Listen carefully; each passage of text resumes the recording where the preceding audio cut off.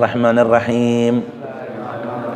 Nawaitu ta'alluma wa ta'lim wa tadhakkura wa tadhkir wa naf'a wal intifa' wal ifadah wal istifadah wal hatha ala tamassuk bi kitabillah wa sunnati rasulillah wad du'a ila al huda والدلالة على الخير وابتغاء وجه الله ومرضاته وقربه وثوابه سبحانه وتعالى والحمد لله رب العالمين. قال المصنف رحمه الله ونفعنا بعلومه في الدارين آمين. Kita masih bahas tentang bab yang pertama daripada kitab At-Tibyan fi Adab Hamalatul Quran, yakni al-babul awal fi atraf min fadilah tilawatul Quran wa hamalatih. Jadi keutamaan orang baca Quran sama orang yang menghafalkannya atau orang yang menjaganya. Baik, maka hadis yang saya terangkan beberapa waktu yang lalu adalah berbicara tentang jangan sampai kita kosong daripada Quran. Jadi lintasan pikiran kita, lintasan hati kita adalah Al-Quran. Karena kalau seandainya tidak ada Al-Quran dalam hati kita, itu bagaikan rumah yang kosong, rumah tanpa penghuni, rumah yang udah mulai rusak, rumah yang udah balak, rumah yang banyak apanya tuh? Banyak sawangnya, udah mulai mau roboh. Ya, kita juga serem kalau suruh tinggal di situ dewekan mah iseng. Nah, jangan sampai begitu kita. Biarin dah, seenggak-enggaknya mah ada Quran yang kita baca, yang kita hafalin sehari. Hari ini saya mau ngapalin misalnya surah Al-Qadr begitu. Inna anzalnahu fi lailatul qadr. Ulangi lagi. Inna anzalnahu fi lailatul qadr. Ulang sampai hafal.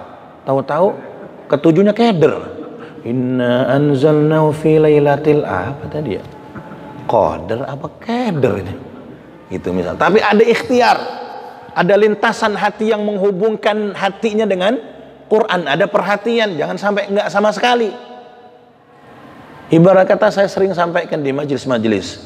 Orang begitu kuatnya, begitu hebatnya sama apa sih namanya nih? Gadget gitu ya, sama HP, tapi betapa ringkihnya mata kita saat udah dihadapin sama mushaf, sama Quran.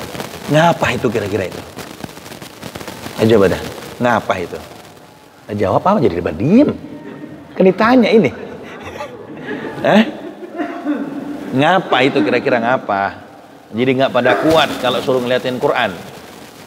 Nah, kan jawabannya jangan sampai mata kita udah nggak kuat, pikiran kita lemah, hati kita ikut juga nggak sanggup untuk berinteraksi dengan Quran, atau sama sekali kagak pisan kita berarti. Itu jangan sampai kayak rumah rusak, kayak rumah udah mau roboh, kesian. Gitu. Nah, maka kemudian bagi mereka orang-orang yang kemudian baca Quran, bacanya bagus, bacanya tartil, seolah-olah dia sedang menaiki satu tangga menuju surganya Allah. Ibarat kata kalau Quran itu 30 juz, orang baca 1 juz berarti dia tangga pertama sampai kemudian di titik terakhir. Berapa kali dia baca Quran sehari, berapa ayat yang dia baca, berapa juz yang dia selesaikan, atau mungkin dia khatam sebulan sekali dan sebagainya dan seterusnya. Maka harapan kita adalah biarin dah seenggak-enggaknya Ramadan mahatam kali, biar rame-rame juga. Hatam nggak di sini rame-rame? Kalau ada semangka ya. Kalau ada kopi. Iya, hatam. Alhamdulillah ini benar lagi Ramadan nih. Semangat. Jadi Nabi itu kalau sudah datang bulan Rajab, Nabi ngikat sabuknya lebih kencang. Ya kalau kita mah sarungnya diikat lebih kencang. Udah semangat, udah mulai tirakat. Untuk apa? Untuk nyambut Ramadan. Ada orang nyari kapan Lailatul Qadar tuh untuk tahun 2024. Kayaknya jatuh pada tanggal 27. Jadi dia nungguin tanggal 27 doang, itu nginap di masjid.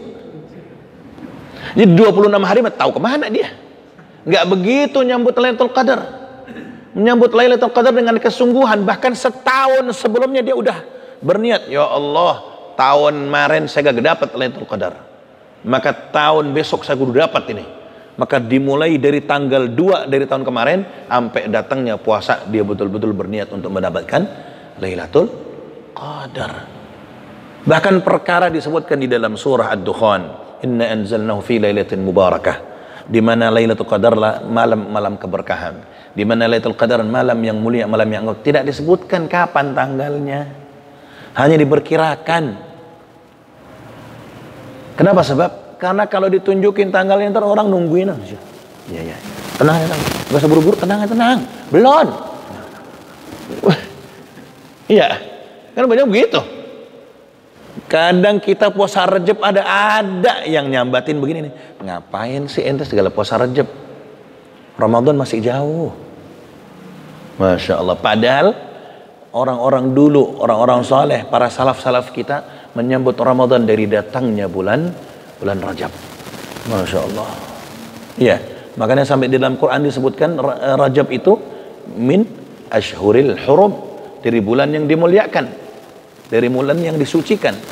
Salah satunya adalah Rajab.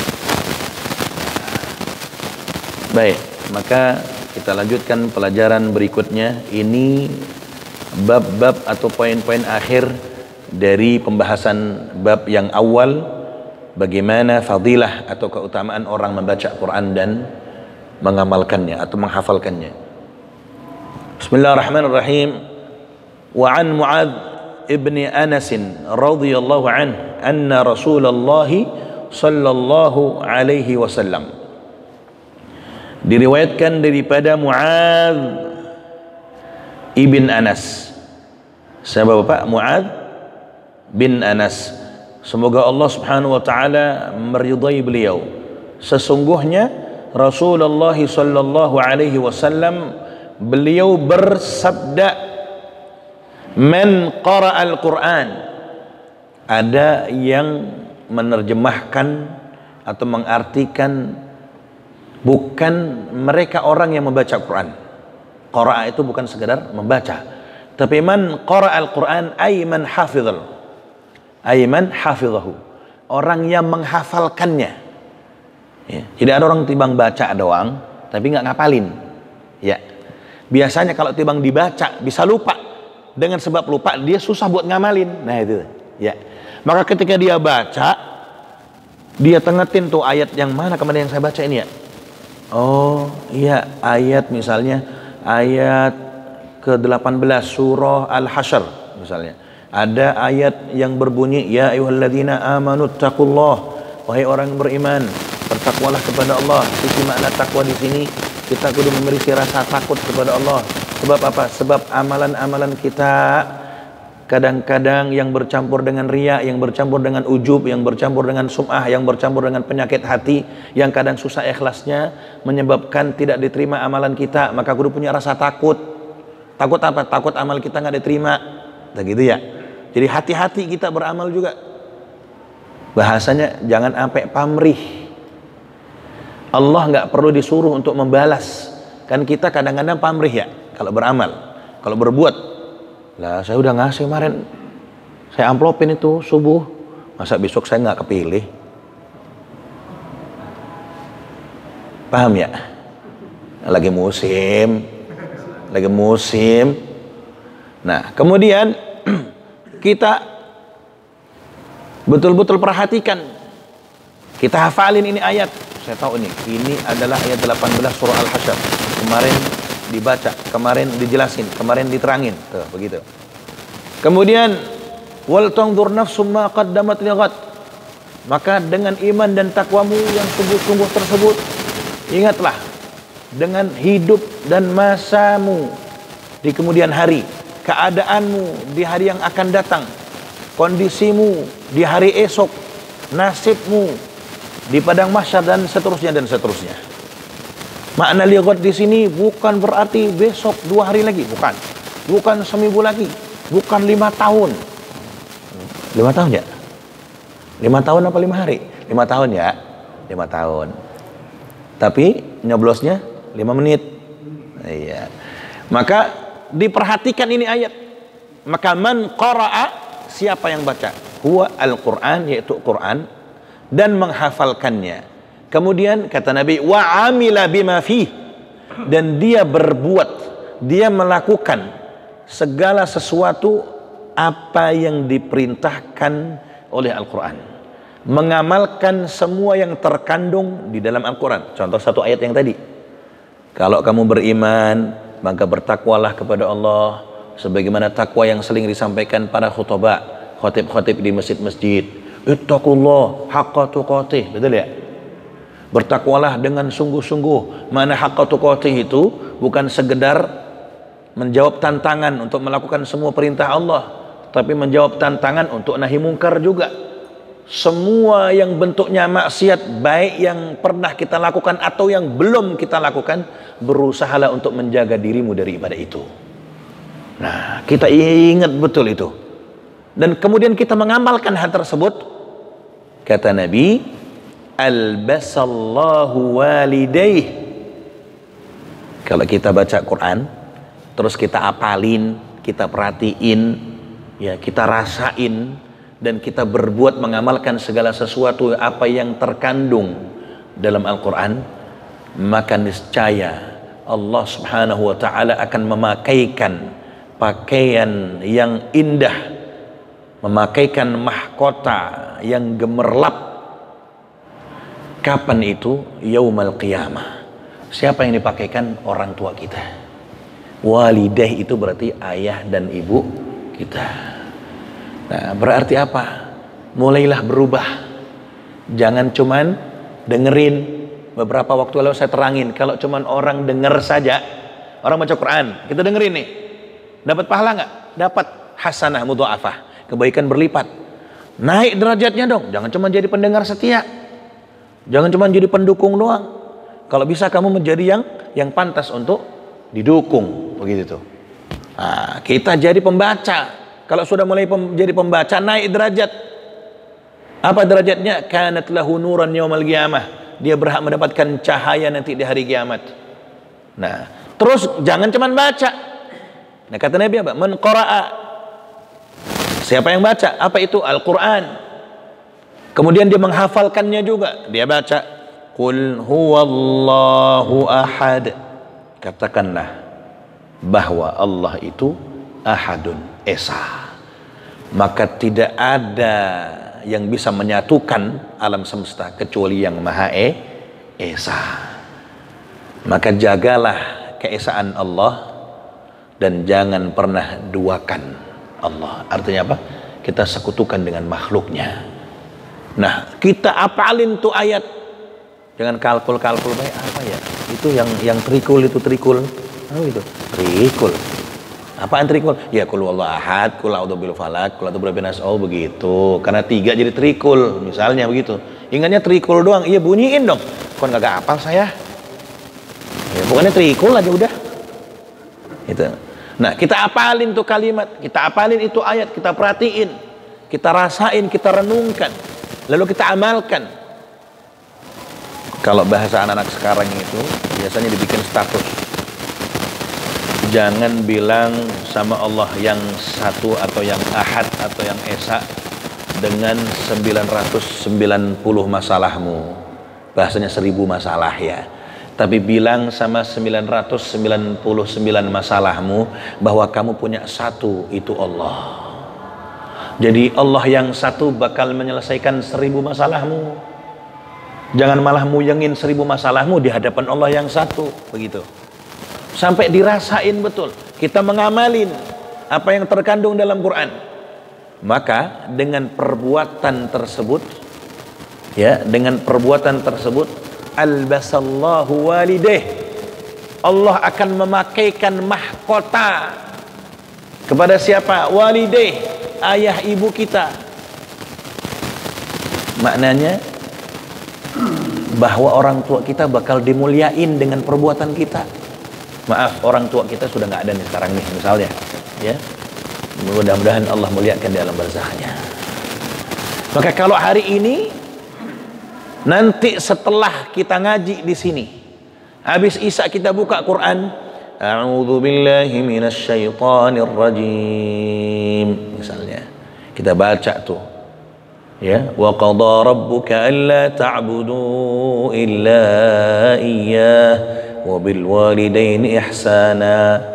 Setelah ada perintah untuk beribadah, menyembah Allah Subhanahu wa taala, maka jangan lupa untuk berbuat baik kepada kedua orang tua.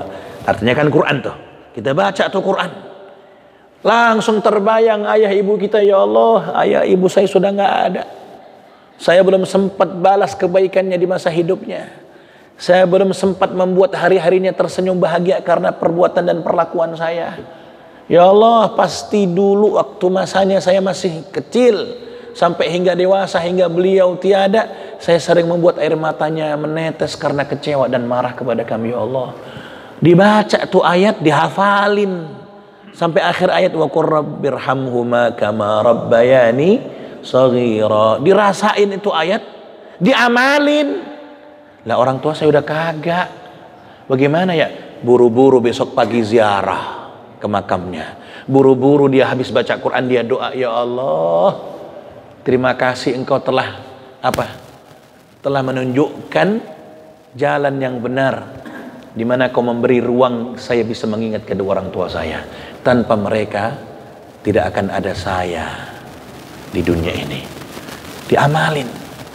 Maka beliau yang di alam barzakhnya, Masya Allah, dikasih hadiah tajan minallah, mahkota dari Allah. Bahkan kelak di hari kiamat, mahkota itu makin nampak bersinarnya, makin nampak cahaya gemerlapnya. Bahkan kata Nabi, dawuhu ahsanu min dawi syams. Kong adzan kong.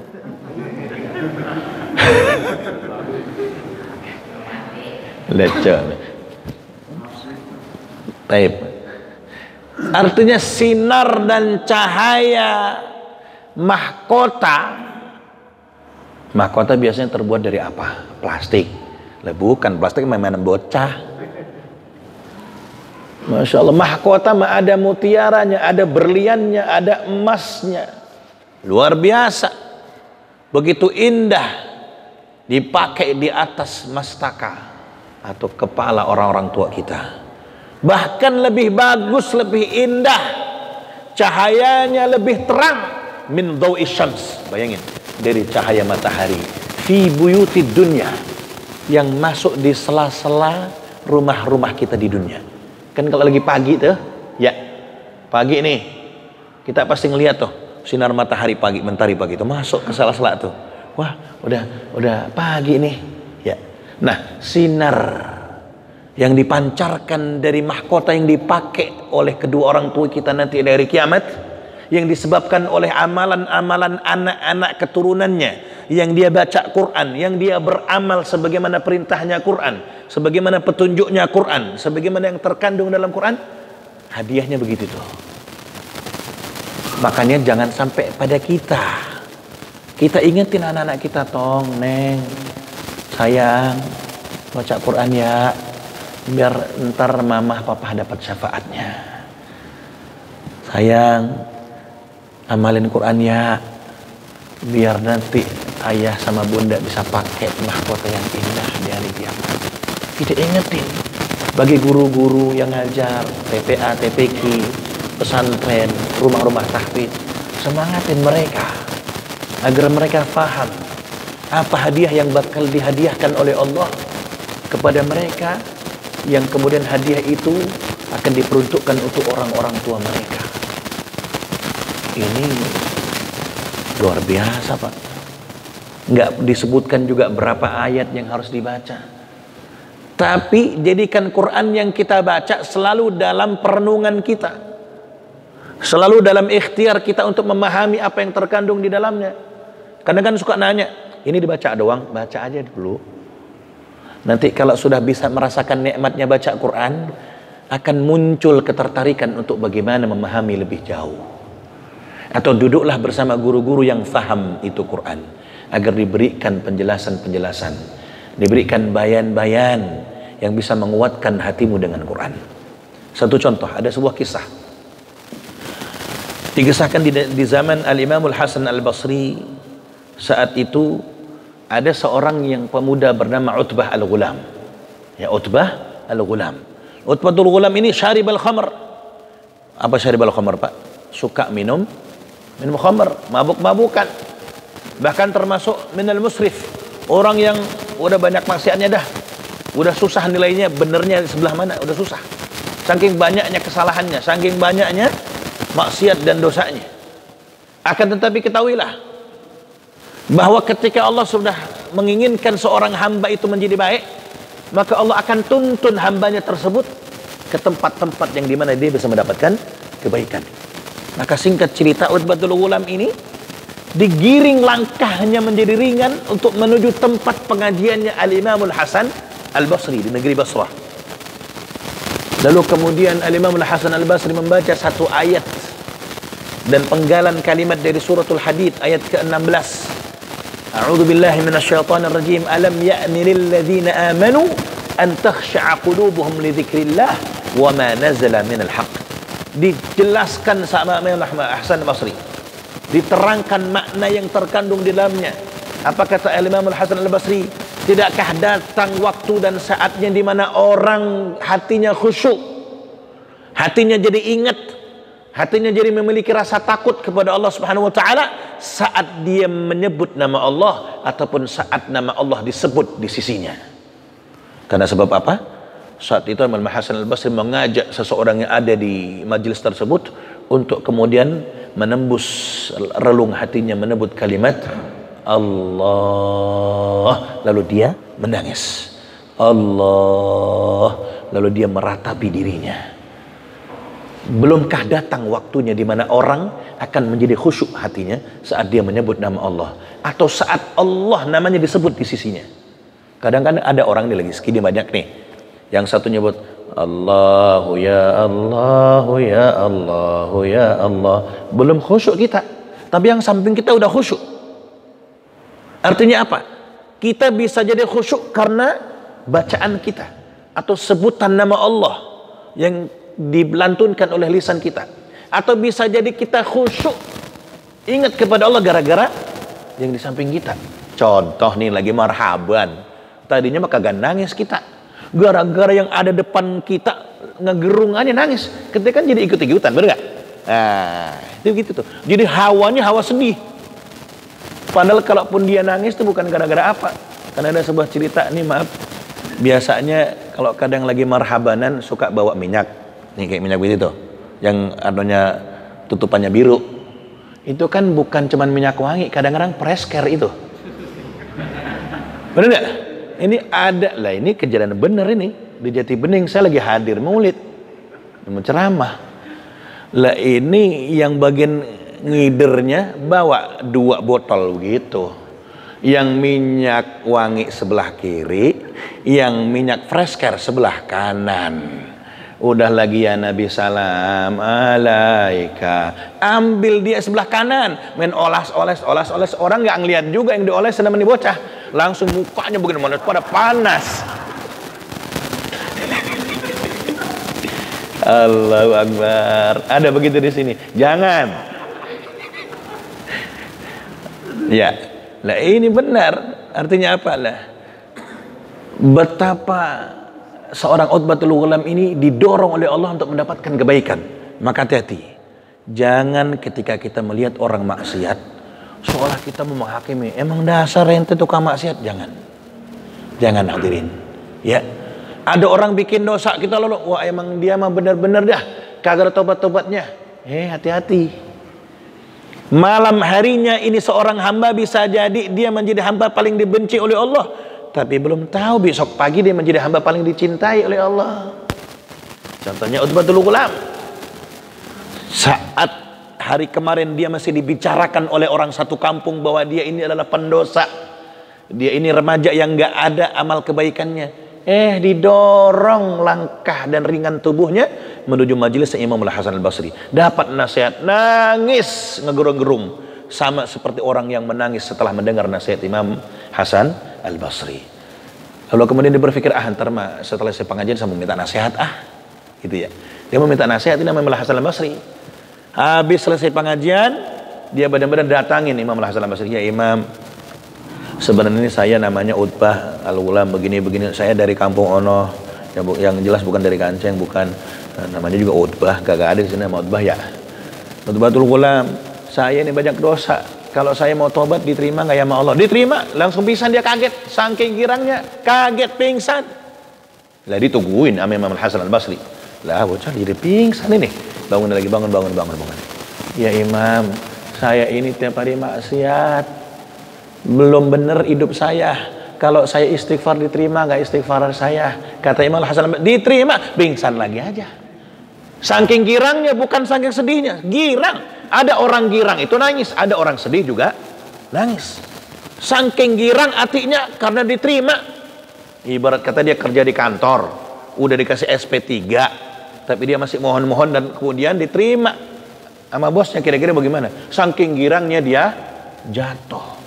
Nah, saking girangnya ini karena Imam Al-Hasan Al-Basri yang diterima. Masya Allah.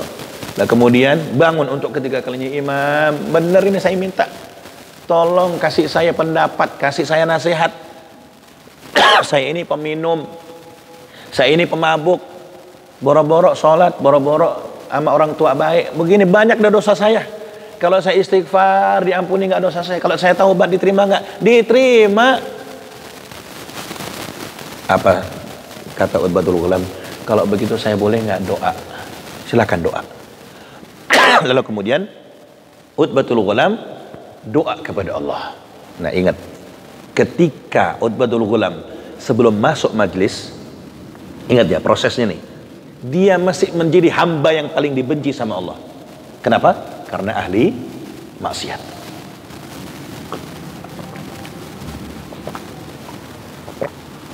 Tapi sejurus kemudian, ketika dia sudah melangkah pada posisi saya mau tobat ya Allah, berubah. Dia menjadi hamba yang dicintai Allah. Maka apa kata Utbatul Ghulam? Mohon maaf, saya batuknya lagi asyik. Ilahi, wahai Allah, in kunta qabilta taubati, kalau engkau terima taubatku, wa ghafarta dhunubi, dan mengampuni dosaku. Berarti sudah berubah nih. Ya, sudah berubah. Yang tadi dibenci sudah mulai dicintai sama Allah dengan kesungguhannya. Kemudian dia minta, fa akrimni, maka muliakanlah hambamu ini. Mulia Pak. Kalau orang sudah benar-benar taubat dan istighfar, mulia dia, naik derajatnya menjadi yang dimuliakan Allah, menjadi yang dirahmati Allah. Maka mohon maaf kalau seandainya malam hari ini kita tanpa kecuali termasuk saya punya dosa sama siapapun juga, mintalah ampun, mintalah taubat, lalu mintalah dengan kalimat fa akrimni. Ya, fa akrimni, persis sebagaimana kalimat dalam surah Yasin. Apa kalimatnya? Waj'alni minal mukramin. Jadi sudah berubah menjadi mukramin, yang dimuliakan. Sebutannya bukan al-mukarram beng, bukan al-mukarram beng lagi, al-mukarram. Kalau masih al-mukarram beng itu berarti masih acak-acakan. Kong, komat kong. Udah komat nih. Jam 27 ya, 26 ya. Isya. Baik. Maka fa'akrimni, muliakanlah hambamu ini ya Allah, bil hifzi, bil fahmi wal hifzi, dengan pemahaman, wal hifzi, dengan hafalan, hatta ahfadha kullama sami'na, sampai dia minta agar setiap yang dia dengar dia bisa hafal. Tuh. Ya karena selama ini dia susah untuk dengerin, nasihat apa aja mental. Ya, dia maksiat mulu, dilanggar mulu, gimana mau denger? Nah, tapi setelah dia taubat, setelah dia membaca istighfar, dimuliakan sama Allah Ta'ala, diberikan kecerdasan yang luar biasa, diberikan hafalan yang sangat kuat, sampai setiap yang dia dengar, ma sami'na minal ilmi wal Qur'an, apapun ilmu yang dia dengar, dia faham. Ayat manapun Quran yang dia baca, dia hafal. Bahkan hafalannya kuat. Poin pertama. Dan ini permintaan pertama Utbatul Ghulam. Artinya apa Pak? Kalau pengen pemahaman kita bagus, kalau pengen hafalan kita kuat, banyakin istighfar. Kalau pengen kecerdasan otak kita ditambah, kalau pengen briliannya IQ yang Allah karuniakan ini lebih bagus, banyakin istighfar. Maka setelah dia beristighfar, setelah dia ya Tawwab tub alaina, wahai Allah saya bertaubat, akrimah, Allah muliakan dengan apa? Dengan kecerdasan yang hebat, dengan kekuatan hafalan yang luar biasa, sampai apapun yang dia mau pahami cepat paham, apapun yang dia dengar hafal, dan hafalannya sangat kuat. Minta satu tidak, dia minta lagi sama Allah, Ilahi in kunta qabilta taubati wa ghafarta dhunubi, kalau taubatku engkau terima, kalau dosaku engkau ampuni, fa akrimni, muliakan aku ya Allah dengan apa? Bi husni saut, dengan suara yang indah. Apa hubungannya maksudnya? Kok suara yang indah? Iya, beliau minta suara yang indah agar apa? Agar kullama sami'a qiraati, agar setiap yang mendengar bacaanku, yang mendengar tilawahku, yang mendengar lantunan Qur'anku, dia dianugerahi hati yang lembut. Wa in kana qasiyal qalb, mana tahu ada orang yang hatinya keras, tapi kalau sudah datang dan dia dengar bacaanku, a'udzu billahi minasyaitonir rajim, masuk ke hati orang yang dengerin, bukan cuman kuping, sampai ke hati. Maka sejak saat itu setiap Utbatul Ghulam baca Quran, semua orang nangis dan ingat kepada Allah Subhanahu wa taala. Artinya apa? Ketika orang sudah istighfar, ketika orang sudah dengan kesungguhannya bertaubat, apa yang diminta dikabulkan. Dan ketika dia baca Quran, diniatin agar yang mendengarkan bacaan kita ingat kepada Allah. Tuh. Jangan cuman bangga, suara saya mah bagus, oleh saya juara RT, pesertanya 2. Misalnya begitu. Bukan pada kebanggaannya, tapi pada titik di mana kita kepingin setiap apa yang kita baca dari Al-Quran mendatangkan hidayah, mengundang kebaikan dan keberkahan dari Allah. Tuh, ada niat di situ. Kemudian 2, tidak, dia minta lagi, Ilahi, duhai Allah, in kunta qabilta taubati wa ghafarta dhunubi, fa akrimni birrizqil halal wa razaqani min haitsu la yahtasib. Kasih saya rizki yang halal, muliakan hambamu ini yang penuh dosa, rizki yang halal, rizki yang baik, bahkan anugerahkan saya rizki yang tidak disangka-sangka datangnya entah dari mana. Maka setelah itu, setiap pagi hari pulang dari sholat subuh, Utbatul Ghulam mendapati makanan-makanan yang cukup untuk sehari-harinya dia makan keluarganya, entah dari mana datangnya. Tuh, apa hikmahnya? Jadi kalau orang sudah istighfar, orang sudah benar-benar taubat, orang sudah benar dengan kesungguhannya dia kembali kepada Allah, Allah akan tunjukkan Allah akan limpahkan karunia-karunia yang tiada batas dan tiada disangka-sangka oleh kita. Makanya kita iringi dengan istighfar. Kita nggak pernah tahu dosa yang mana. Kan ada dosa yang nampak, ada dosa yang nggak kelihatan. Ada dosa yang kadang kita sengaja, ada dosa yang memang tidak disengaja. Gitu. Maka jadilah orang sebagaimana sebuah kisah ketika kita melihat maksiat, maaf, ini sudah akhir tahun, ya. Setiap akhir tahun kita mendapatkan cerita-cerita buruk dari anak-anak muda, baik orang-orang dekat kita bisa jadi, atau orang-orang yang kita kenal, mengakhiri tahun baru miladiah atau tahun baru masehi dengan, maaf, dengan macam-macam pesta dan gak karu-karuan, ya. Maka kita hadir untuk mengingatkan mereka, jangan sampai mereka termasuk orang yang gak selamat daripada dunia dan akhirat. Hati-hati kita ingatkan mereka. Nah, kemudian ketika kita melihat pertaubatan seorang Utbatul Ghulam, artinya betapa Allah merubah keadaan seseorang yang dulunya ahli maksiat menjadi kekasihnya Allah. Maka kita doakan mereka, anak-anak muda ini, jangan sampai mereka mengakhiri umur dari tahun yang telah dia lalui dengan maksiat-maksiatnya, sebab dia belum tentu tahu bagaimana nasib ke depan atau tahun berikutnya.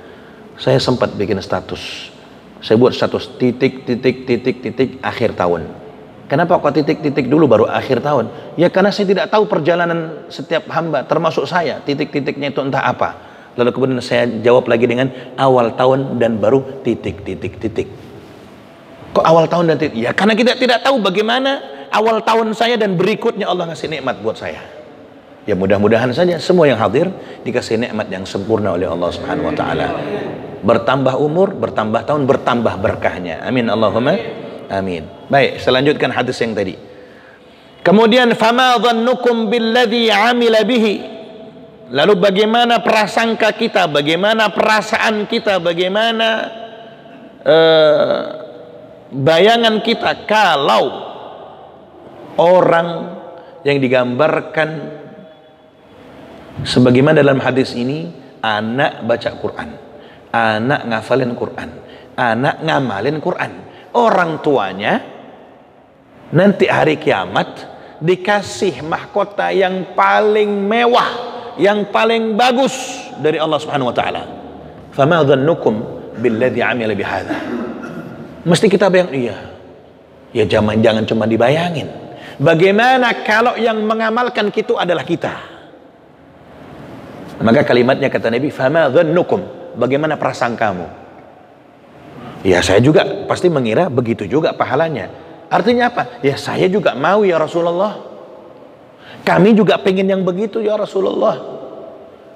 Biar apa? Biar kebaikan yang diwariskan orang tua saya, kami bisa mewariskan kepada anak-anak cucu saya. Gitu.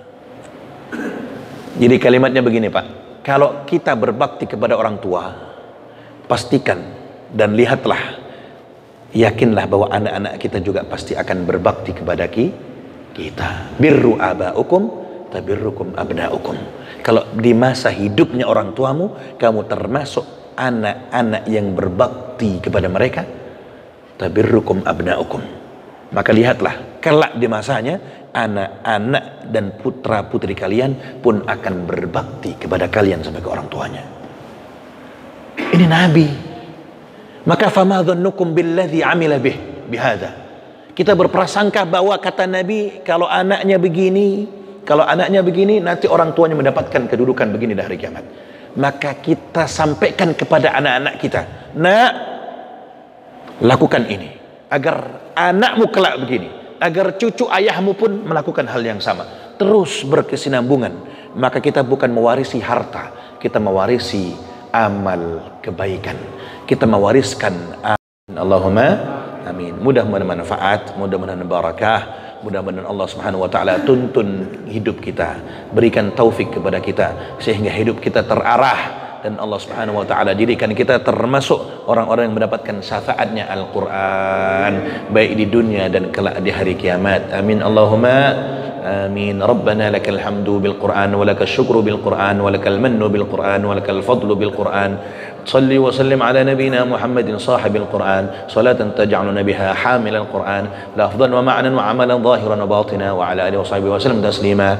اللهم ربنا يا الله ارزقنا حب القرآن وفضل القرآن وبركة القرآن ونور القرآن وشفاء القرآن ودواء القرآن وسكينة القرآن وهداية القرآن ورحمة القرآن.